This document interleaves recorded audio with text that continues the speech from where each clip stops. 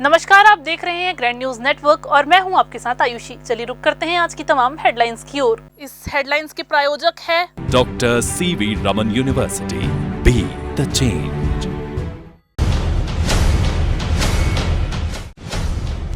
देवी की आराधना का पर्व शुरू, जगह जगह जगमगाएंगे मनोकामना ज्योत। कलेक्टर ने फिर लिया सिम्स का जायजा, व्यवस्था देखी, मरीजों से की चर्चा। संदिग्ध परिस्थितियों में मिली एक व्यक्ति की लाश, तखतपुर पुलिस मामले की जांच में जुटी।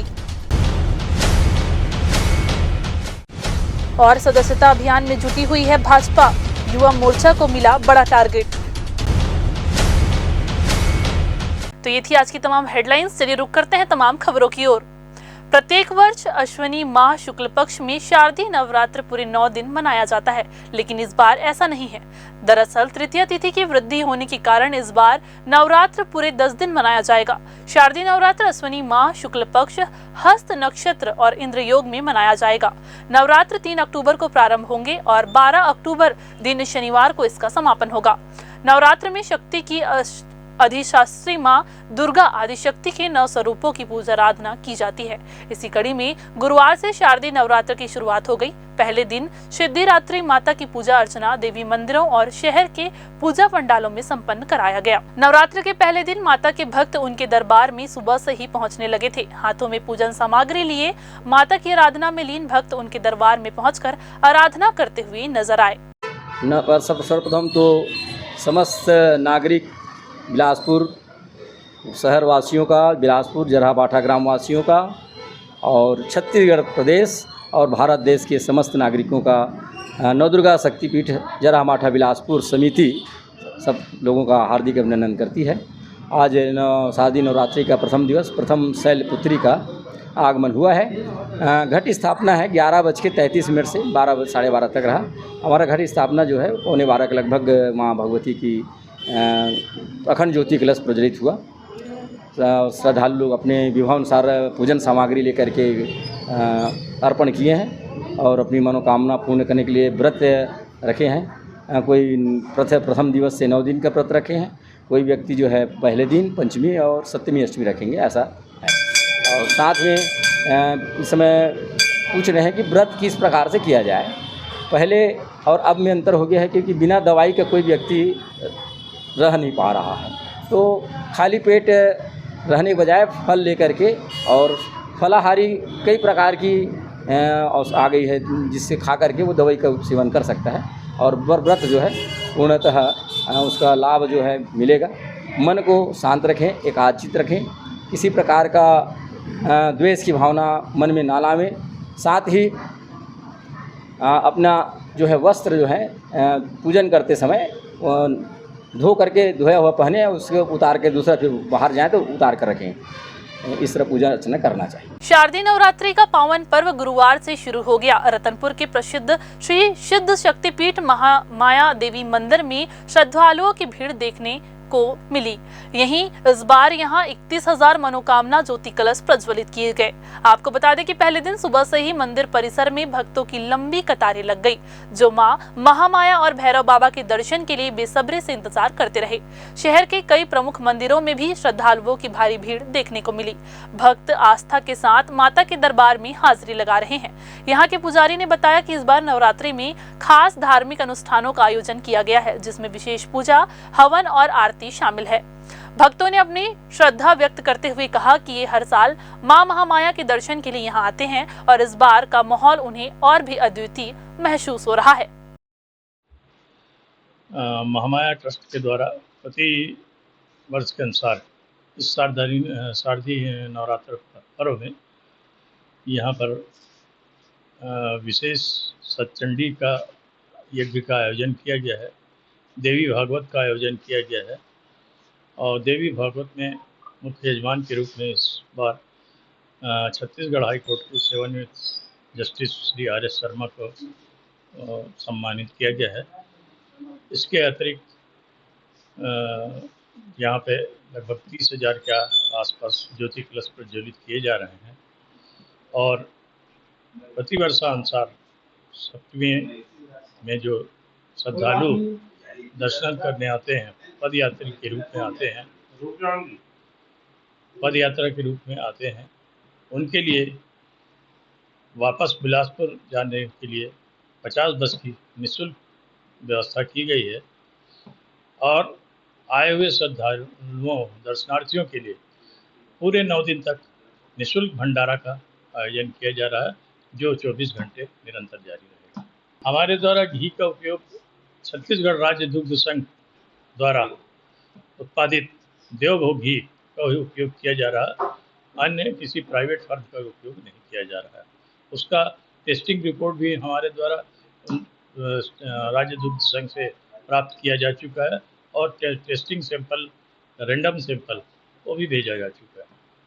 छत्तीसगढ़ शासन का निर्देश आया है कि समस्त मंदिरों में छत्तीसगढ़ राज्य दुग्ध संघ के द्वारा उत्पादित देवभोग का ही घी का उपयोग किया जाना है, अन्य का नहीं किया जाना है। इधर बिलासपुर नगर से लगे ऐतिहासिक ग्राम नगोई अपने गर्भ में अध्यात्म और इतिहास के रहस्यों को समेटे हुए है। मंदिरों, तालाबों और प्राचीन अवशेषों को लेकर अनेक बुजुर्गों से कहानियां सुनने को मिलती है। यहाँ आदिशक्ति महामाया धाम में मां महामाया विराजित है। 12वीं शताब्दी में निर्मित इस भव्य मंदिर की खास बात यह है कि यहाँ जो भी भक्त पहुँचता है उन्हें अध्यात्म, शांति व सुकून का एहसास होता है। हरे भरे परिसर में लोग मां महामाया देवी की भक्ति में डूब जाते हैं। इसी वजह से ये प्राचीन आदिशक्ति महामाया धाम अंचल वासियों के लिए सालों से ही आस्था का केंद्र बना हुआ है। आदिशक्ति महामाया धाम मंदिर परिसर विशाल वृक्षों से घिरा हुआ है, जहां शिवलिंग के साथ ही अन्य देवी देवताओं की प्रतिमाएं भी हैं। इस मंदिर की मान्यता है कि अगर सच्चे मन से मांगी गई कोई भी यहाँ मनोकामना जो है वो हमेशा ही पूरी होती है। लोगों का ये विश्वास इतना ज्यादा है कि वहाँ जो भी जाकर मनोकामना पूरी मांगता है वो जरूर पूरी होती है। ये हुआ माता जी का 12वीं शताब्दी का है और छमसी रात के है। माता जी मल्हार से यहाँ से ला के वहाँ ले जा रहे थे महामाया रतनपुर। पुराना जामे गाड़ी बैला रथ में ले जाते थे, तो रात ठहरे राजा महाराजा लोग, तो उस समय पहिया टूट गया गाड़ी का। तो माता जी बोले यहीं जगह शांति जगह है, ये साबित किया गया।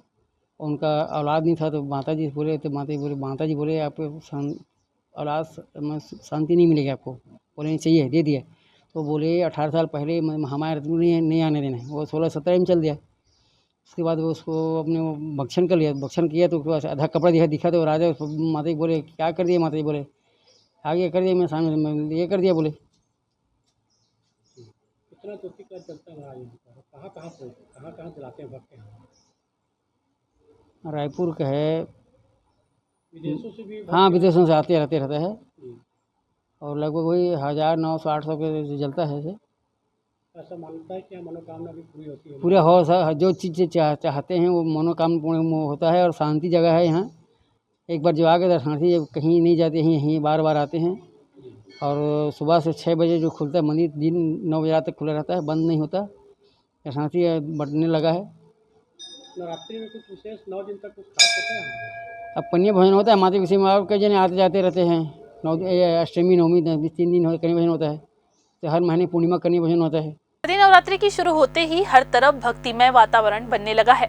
मंदिर सहित पूजा पंडालों में जय माता दी की गूंज सुनाई देने लगी है। पहले दिन मां शैलपुत्री के रूप में पूजा की गई, जहां जिला जांजगीर चांपा में खोंगरा के मां मनका दाई की भी पूजा हो रही है। मंदिरों में मनोकामना ज्योति कलश प्रज्वलित किए गए। 9 दिन तक देवी मंदिरों में मां दुर्गा के अलग अलग रूपों की पूजा पाठ की जाएगी। इस मौके पर हर दिन हजारों की संख्या में भक्त दर्शन करने के लिए भी पहुंच रहे हैं। फिलहाल वक्त हो चला है एक छोटा सा ब्रेक लेने का। ब्रेक के बाद जारी रहेंगी खबरें। आप बने रहिए ग्रैंड न्यूज के साथ।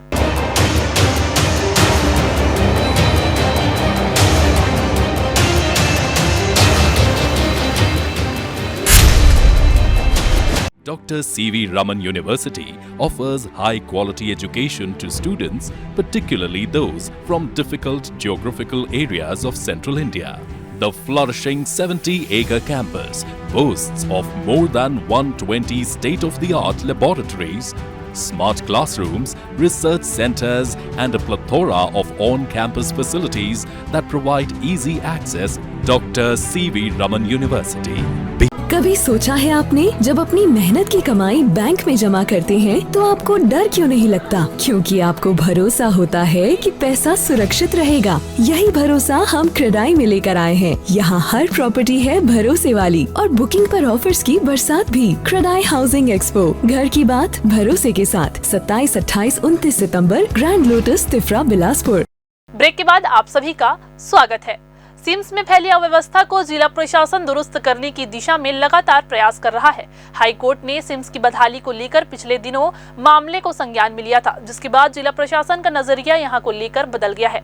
यही वजह है कि वे सिम्स का निरीक्षण कर यहां की व्यवस्थाओं को खुद रूबरू कर रहे हैं। इसी कड़ी में गुरुवार को बिलासपुर कलेक्टर अवनीश शरण सिम्स के निरीक्षण में पहुंचे। इस दौरान उन्होंने सिम्स का अवलोकन करते हुए यहाँ की अव्यवस्थाओं को लेकर सिम्स प्रबंधन से विचार विमर्श भी किया। इस दौरान उन्होंने सिम्स की बदहाल व्यवस्था नाराजगी जाहिर करते हुए कहा कि सिम्स में व्यवस्था सुधार जाने के बाद भी वे जब भी यहां निरीक्षण के लिए पहुंचते हैं, यहां समस्याएं देखने को ही मिलती है। इसके लिए उन्होंने सिम्स प्रबंधन को हर समय व्यवस्था दुरुस्त रखने के निर्देश दिए।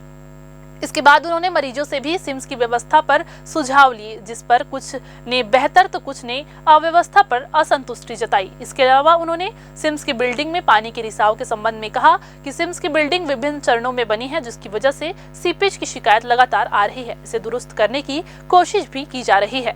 ये संभाग के सबसे बड़े अस्पताल सिम्स का डीन MS एंड उनकी पूरी टीम के साथ, जिला प्रशासन के जो अन्य विभाग है उनकी टीम के साथ विजिट किया गया है। जो शासन की प्राथमिकता है कि मरीजों को सुविधा मिले और खासकर वैसी सुविधा जो अस्पताल में उपलब्ध है उसको लेके हम लोगों ने यहाँ पे अभी निरीक्षण किया है। इसमें जो मरीजों को सुविधा है उसको और कैसे बढ़ाया जाए, और वर्तमान में चीज़ें जैसे जैसे इम्प्रूव कर रही हैं, मुझे लग रहा है मरीजों को आगामी समय में और ज़्यादा नई सुविधाओं का यहाँ पे विस्तार देखने को मिलेगा। और जहाँ जहाँ पे छोटी बहुत कमियाँ हैं, डीन को और उनकी टीम को कहा गया है इसको ठीक करने के लिए, और समय समय पे इंस्पेक्शन लगातार जारी रहेगा। सर, सीपेज है, एक मरीज ने दुर्व्यवहार की शिकायत भी की है, ये बार बार क्यों हो रहा है सर? इस पे कैसे रोक नहीं, पाएंगे? जैसा आप लोग भी देख रहे हैं कि पुराना अस्पताल है और समय समय पे अलग अलग ब्लॉक्स में बिल्डिंग बने हैं। तो जब पुराना अस्पताल बिल्डिंग होती है तो छोटा मोटा कहीं सीपेज हो गया, कहीं इस तरह के ड्रेनेज सिस्टम, ये प्रॉब्लम आती रहती है। बट हम लोगों की मंशा ये है कि पुरानी बिल्डिंग है, बट उसको किस तरह से हम अपग्रेड किया जाए, शासन की प्राथमिकता भी है। जहाँ जहाँ सीपेज की प्रॉब्लम आ रही है, कहीं कहीं पानी टपकने की प्रॉब्लम आ रही है, तो उसको समय समय पे अधिकारी देख के उसको ठीक करेंगे। साइंस कॉलेज मैदान के निर्माण में शहरवासियों में एक आस जगी थी। सुबह शाम वॉक करने वाले बुजुर्गों के लिए भी एक अच्छा माहौल बनाया गया था। साथ ही यहाँ खिलाड़ी भी प्रैक्टिस करते हैं। निगम की लापरवाही के चलते अब उनमें आक्रोश है। यहाँ कोई भी कार्यक्रम होने के बाद मैदान को जर्जर हालत में ऐसे ही छोड़ दिया जाता है, जिससे यहाँ घूमने आने जाने वाले लोगों को मुसीबतों का सामना करना पड़ता है। पिछले दिनों निगम ने स्वच्छता पखवाड़े के रूप में विभिन्न आयोजन कर ढिंढोरा पिटवाया, लेकिन मैदानी स्तर पर हालात कुछ और ही है। साइंस कॉलेज मैदान में पिछले दिनों सर्कस का भव्य पंडाल लगाया गया था। उसके जाने के बाद पूरे मैदान में सिर्फ और सिर्फ गड्ढे ही दिखाई दे रहे हैं। इसकी व्यवस्था को सुधारने निगम ने पलटकर भी नहीं देखा। इससे यहाँ घूमने आने जाने वालों को परेशानियों का सामना करना पड़ रहा है और लोगों को मैदान में गंदगी नजर आ रही है। बहुत बढ़िया प्रश्न किया और बहुत बढ़िया आपने लिया इसको। तो मेरा निवेदन है कि क्या परेशानी, क्या समस्या, कितना गंदगी, इसको देखने के लिए मैं नगर निगम कमिश्नर साहब को आमंत्रित करता हूँ। वहाँ पे सुबह शाम मिला कम से कम 1,500-2 हज़ार लोग घूमते हैं, सैर करते हैं, स्वास्थ्य लाभ लेते हैं। अभी मीना बाज़ार लगा था, वो चला गया वहाँ से, और पूरी गंदगी का ढेर लगा है। टॉयलेट से बदबू आ रहे हैं चारों तरफ। वैसे ही वहाँ मोटरसाइकिल और कार सब घुसा के अंदर चलाते रहते हैं। बीच में एक बच्ची का एक्सीडेंट भी हुआ था वहाँ पे। तो मेरा नगर निगम या जो भी उसको देख रहा है, कॉलेज देख रहा है या नगर निगम देख रहा है, उनसे अनुरोध है सबकी ओर से, जितने घूमते हैं वरिष्ठ नागरिक, बच्चे छोटे, वहाँ पे 6 महीने के बच्चों से लेके पता लगा 86 साल के आदमी तक के घूमते हैं वहाँ पे, या वो खेलते रहते हैं। तो मेरा अनुरोध है कि वहाँ पे सफाई पूरी कराई जाए। और जब किसी को देते हैं किसी प्रोग्राम के लिए, और उसका पैसा तो लेते ज़रूर हैं, उन्होंने हमको रसीद दिखाया था नगर निगम वाले ने, कि मतलब मीना बाज़ार वाले ने, कि साहब हमने पैसा पटाया है पर सफाई करने कोई नहीं आते। बहुत दुखदायी है। तो मैं माननीय कमिश्नर महोदय, नगर निगम आयुक्त से निवेदन करता हूँ और हेल्थ अफसर से कि वहाँ आके देखें और सफाई कराएं, और दोनों गेट पे रिवॉल्विंग गेट लगा दें ताकि मोटरसाइकिल और कार अंदर न जा सके। ये भी देखने में आता है कि अधिकारी गण की गाड़ी भी अंदर तक घुसती है। जब अधिकारी आदर्श नहीं बताएंगे तो बाकी लोग क्या करेंगे? अपनी गाड़ी बाहर रख के फिर अंदर जाके मुआयना किया करें तो बड़ी मेहरबानी होगी। सदर बाजार गोल बाजार की ओर से आने जाने वाले वाहनों के लिए पुलिस एकांगी मार्ग की व्यवस्था करने जा रही है। बाजार में खरीदी करने जाने वाले लोगों के वाहनों की वजह से ट्रैफिक व्यवस्था न बिगड़ जाए, इसे लेकर एकांगी मार्ग की व्यवस्था की जा रही है, जिसके तहत देवकीनंदन चौक की ओर से गोल बाजार आने वाले वाहन सिम्स चौक से बाहर जाकर बाएं मुड़ जाएंगे, तो वहीं जूना बिलासपुर की ओर गोल बाजार आने वाले तेलीपारा या फिर हरदेव लाल मंदिर की ओर मुड़ जाएंगे। साथ ही साथ सदर बाजार में खरीदी करने वाले लाल बहादुर शास्त्री मैदान में या तो लखीराम ऑडिटोरियम में अपनी वाहन पार्क करेंगे। यह व्यवस्था 2 पहिया वाहनों को छोड़कर अन्य सभी वाहनों के लिए लागू होगा, जिससे गोल बाजार क्षेत्र में होने वाली यातायात संबंधी परेशानियां दूर हो सकेंगी और लोग आसानी से त्योहारी सामान की खरीदी कर पाएंगे। हाँ, गोल बाज़ार क्षेत्र में लगातार उधर जो भी व्यापारी हैं, उसके साथ में जो खरीदी करने जाते हैं, जो वहाँ पर ग्राहक जाते हैं, उन लोगों की भी समय समय पर मांग थी कि शाम के समय में ट्रैफिक जाम की स्थिति रहती है और अव्यवस्था होती है। तो उसको लेकर आज व्यापारी संघ वालों के साथ में एक बैठक भी की गई और उनको बताया गया कि शाम 4 बजे के बाद से लेकर देर रात तक में हम उसको 1 वे कर रहे हैं, जिससे जो भी ऑटो हैं या ई रिक्शा है उसको हम पूर्णतः प्रतिबंधित कर रहे हैं।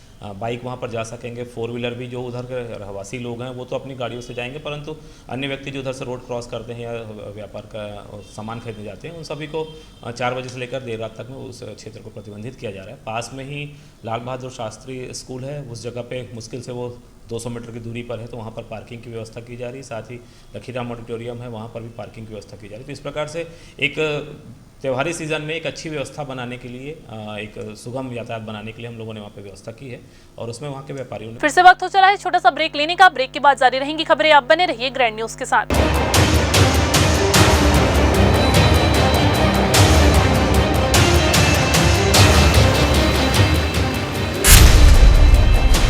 Dr. C.V. Raman University offers high-quality education to students, particularly those from difficult geographical areas of Central India.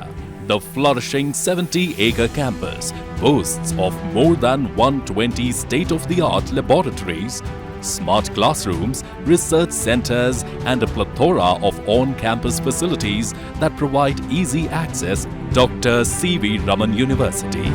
कभी सोचा है आपने, जब अपनी मेहनत की कमाई बैंक में जमा करते हैं तो आपको डर क्यों नहीं लगता? क्योंकि आपको भरोसा होता है कि पैसा सुरक्षित रहेगा। यही भरोसा हम क्रेडाई में लेकर आए हैं। यहाँ हर प्रॉपर्टी है भरोसे वाली और बुकिंग पर ऑफर्स की बरसात भी। क्रेडाई हाउसिंग एक्सपो, घर की बात भरोसे के साथ 27, 28, 29 सितंबर, grand lotus Tifra Bilaspur. Break के बाद आप सभी का एक बार फिर से स्वागत है। तखतपुर के ग्राम खपरी में एक व्यक्ति की संदिग्ध परिस्थितियों में मौत का मामला सामने आया है। मृतक बसंत कुमार बंजारे व्यवसाय करते थे। अपनी दुकान खोलने के बाद वे घर लौटे और चाय बनाने के बाद नहाने के लिए नदी गए। वहां अचानक गिरने के कारण उनकी मौके पर ही मौत हो गई। इस घटना को मृतक के परिवार की एक लड़की ने देखा और तुरंत दौड़कर पास ही बबूल की छटाई कर रहे उसके छोटे भाई को जानकारी दी। दोनों नदी की ओर भागे और देखा कि बसंत कुमार बंजारे की मौत हो चुकी थी। परिवार के दूसरे सदस्यों ने उन्हें नदी से निकालकर किनारे लाया और तुरंत सामुदायिक स्वास्थ्य केंद्र लेकर गए, जहां डॉक्टरों ने जांच के बाद बसंत को मृत घोषित कर दिया। इस अप्रत्याशित घटना से पूरे गांव में शोक की लहर है। पुलिस ने मामला दर्ज कर और मौत के कारणों की जांच कर रही है। सुबह 6 बजे उठकर दुकान खोलने के लिए गया भैया। उसके बाद चाय वाय बनाकर अपने काम में जाने के लिए नहाने के लिए गए नदी, और नदी नहाने के लिए गए तो वहाँ पे अकेला था। ये हम लोग बबूल के पेड़ में चढ़ कर ऊँधने के लिए पेड़ काट रहे थे, तो कोई बच्ची आकर आवाज़ दिया कि भैया वहाँ पे नानू भैया गिर गया है, ऐसे कहकर नदी में। तो जाकर देखा तो वाकई में वहाँ पे गिर गया था। इसका पत्नी वहाँ पे मौजूद था, तो एक लड़का और था, उसे उठाकर भाठा में ले आया था। उसके बाद इसका मुँह कान में पानी वानी छिड़क रहा था। वहाँ से फिर बह कर घर लाया। घर में सरसों के तेल में मालिश वालिश किया हाथ पैर को। उसके बाद प्राइवेट गाड़ी में फिर धर्म अस्पताल लाया। धर्म अस्पताल में इलाज किया अपनी तरफ से। उसके बाद आधा 1 घंटा तक इलाज किया। उसके बाद ले जाओ घर कहकर खोल दिया उसने। आपका नाम क्या है? मेरा नाम संत कुमार बंजारे। पिछले कई वर्षों से शासकीय भूमि पर दबंगों ने अपना कब्जा जमा रखा है। ये पूरा मामला पड़ेरिया गांव का है। आपको बता दें कि बिलासपुर जिले के तखतपुर ब्लॉक से लगे ग्राम पड़ेरिया में कुछ दबंगों ने गांव की सरकारी लगभग 500 एकड़ जमीन पर कब्जा कर लिया है, जिससे अन्य ग्रामीणों को भारी समस्याओं का सामना करना पड़ रहा है। इसकी शिकायत लेकर पड़ेरिया के लोग बड़ी संख्या में कलेक्ट्रेट पहुंचे और उनका कहना है कि दबंगों ने सैकड़ों एकड़ भूमि पर कब्जा कर रखा है। ग्रामीणों द्वारा पाले गए मवेशियों के लिए चारागाह नहीं मिल पा रहा है, जिससे उनको मुसीबतों का सामना करना पड़ रहा है। ग्राम पड़रिया से हमारे गांव में बेजा कब्जा लगभग 500 एकड़ में किया गया है ग्रामीणों के द्वारा, जिसमें अवैध बोर खनन और अवैध बिजली कनेक्शन के द्वारा खेती किया जा रहा है वहाँ। और इसकी शिकायत हम कलेक्टर महोदय से किए हैं, पिछली पे भी किए थे और अभी 15 दिन पहले एक बार और आए थे और आज आए हैं। और कार्रवाई सीमांकन अगर अभी हुआ नहीं है ना, सीमांकन हो गया है। सीमांकन हो गया है, कार्रवाई नहीं हो पा रही है। सीमांकन होता है फिर रुक जाता है। ये बताइए कब से है ये बेजा कब्जा? ये करीब 40-50 साल हो गया। तो आप आ रहे हैं, आप तो इससे पहले क्यों? पिछले बार भी किए थे और टूटा था गांव के मीटिंग में, पंचायत में। दादागिरी पंचायत माध्यम से दबंगों के द्वारा। तहसील तखतपुर, जिला बिलासपुर हाँ निवासी हैं और बेजा कब्जा बरसों से चला आ रहा है ग्राम पड़रिया में। और वहाँ बेजा कब्जा हटाना बहुत अति आवश्यक है। चारागाह नहीं है, रहने के लिए ज़मीन नहीं है। कई गरीब परिवार हैं, उनके लिए बहुत परेशानी हो रही है। हाँ, 500 एकड़ में करीब बेजा कब्जा बना हुआ है। कौन किया बेजा कब्जा? ग्रामीणों ने किया है ना भाई। कितनी बार कर चुके हैं आप? कई बार कर चुके हैं, 10 बार कर चुके हैं, मतलब कई बार। सरपंच के द्वारा नहीं हुआ कार्रवाई। सरपंच क्या बने, उसका सहमति है। हम गांव के जो प्रतिनिधि आए हैं, मैं पंच प्रतिनिधि हूँ, मैंने पंच हूँ, मैं पंच प्रतिनिधि हूँ। उस माध्यम से हम लोग आए हैं और ये जो बेजा कब्जा है हटना अति आवश्यक है। अवैध बोर और वो है। कमिश्नर महादेव कावरे की अध्यक्षता में संभागीय जल उपयोगिता समिति की बैठक आयोजित की गई। बैठक में जलाशयों में जल भराव की स्थिति, सिंचाई लक्ष्य निर्धारण एवं खाद बीज और कीटनाशकों की उपलब्धता की समीक्षा की गई। नियमित अंतराल पर और पर्याप्त बारिश होने के कारण इस साल अब तक सिंचाई के लिए पानी की मांग नहीं आई है।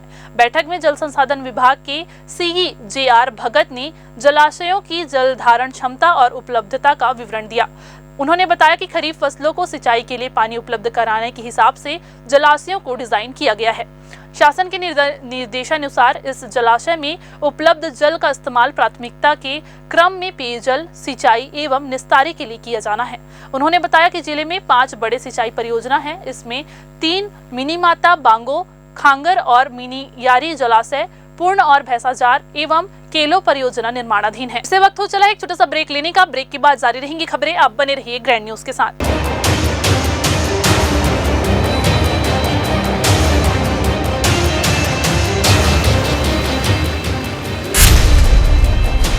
Dr. C.V. Raman University offers high-quality education to students, particularly those from difficult geographical areas of Central India.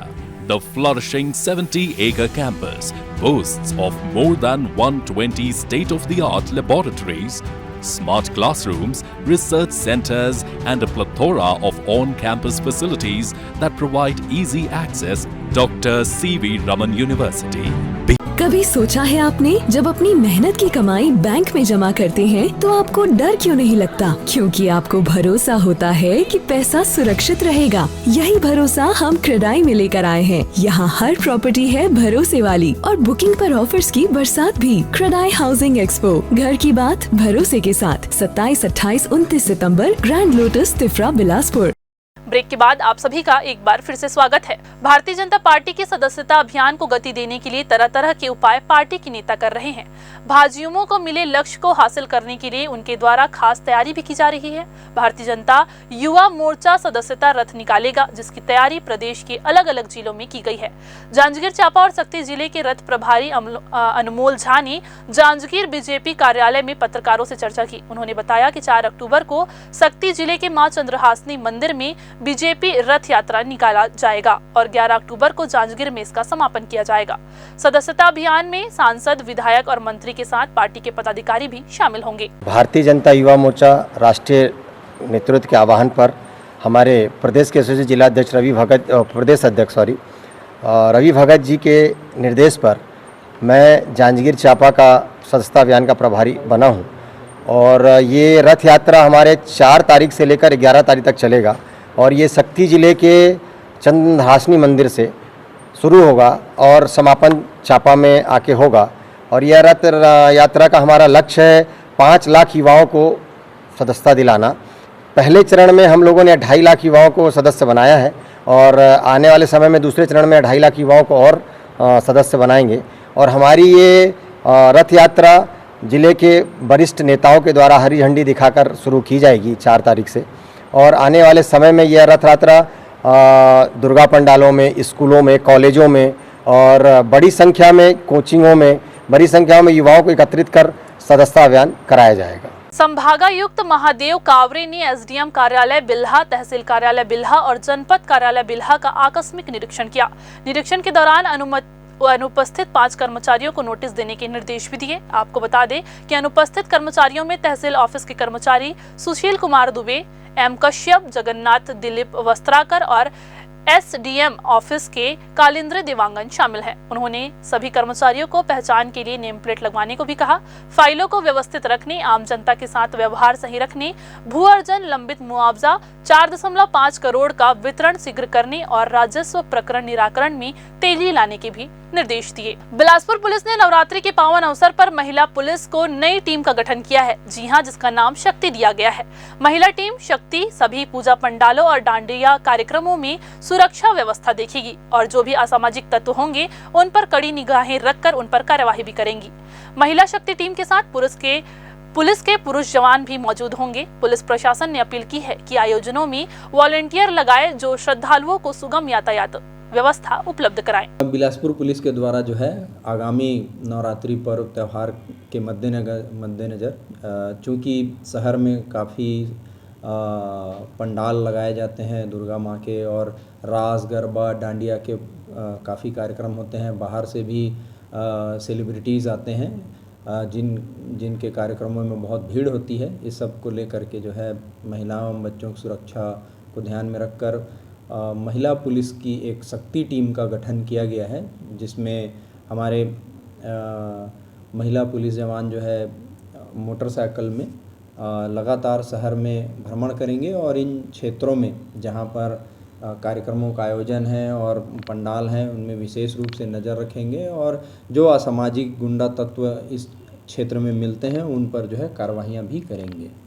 अभी 10 बाइक की टीम बनाई गई है और इसका नेतृत्व जो है महिला इंस्पेक्टर के पास है और उनका सुपरविजन जो है महिला राजपत्रित अधिकारी के द्वारा किया जा रहा है। और ये टीम लगातार प्रतिदिन जो है नवरात्रि में शाम 6 बजे से लेकर रात 12-1 बजे तक, जब तक शहर में भीड़ भाड़ रहता है और हमारी माताएं बहनें गरबा रास के लिए आते जाते रहेंगे, तब तक ये ड्यूटी। छत्तीसगढ़ राज्य स्थापना दिवस के उपलक्ष्य में आगामी 1 नवंबर को छत्तीसगढ़ के सभी शासकीय कार्यालयों और संस्थानों के लिए स्थानीय अवकाश घोषित किया गया है। यह स्थानीय अवकाश बैंक, कोषालय, उप कोषालय और वृत्तीय संस्थान के लिए लागू नहीं होगा। इस संबंध में राज्य शासन ने सामान्य प्रशासन विभाग द्वारा आदेश जारी कर दिया है। तो ये थी आज की बुलेटिन की तमाम खबरें। अगली बुलेटिन में फिर होगी आपसे मुलाकात। तब तक के लिए पूरी टीम के साथ आयुषी को दीजिए इजाजत। नमस्कार।